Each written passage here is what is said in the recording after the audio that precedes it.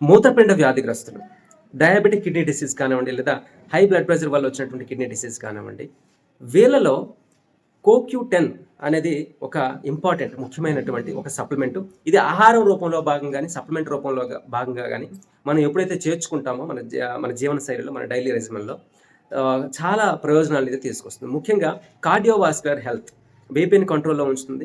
గుండె పనితీరు సక్రమంగా ఉండడానికి ఈ CoQ10 అనేది అద్భుతంగా పనిచేస్తుంది. అలాగే సీరం క్రియాటినిన్ లెవెల్స్, అలాగే యూరిన్‌లో ప్రోటీన్ లీకేజ్, ఈ రెండు కూడా ప్రధానంగా కిడ్నీ ఫెయిల్యూర్ వ్యాధిగ్రస్తులో ఉండేటటువంటి సమస్య.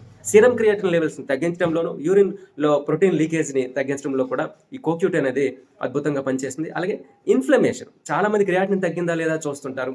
సో బయోకెమికల్ ఫ్యాక్టర్స్ ఎలా ఉన్నాయో చూస్తారు తప్ప బాడీలో ఇన్ఫ్లమేషన్ తగ్గించుకునే ప్రయత్నం చేయరు. ఎప్పుడైతే బాడీలో ఇన్ఫ్లమేషన్ మనం తగ్గించుకుంటామో ఆటోమేటిక్‌గా కిడ్నీ ఫంక్షన్ అనేది ఇంప్రూవ్ అవుతుంది. సో ఈ CoQ10 అనేది యాంటీ ఇన్ఫ్లమేటరీ ఏజెంట్‌గా పనిచేసి బాడీలో ఇన్ఫ్లమేషన్ తగ్గించే ప్రయత్నం అయితే చేస్తుంది.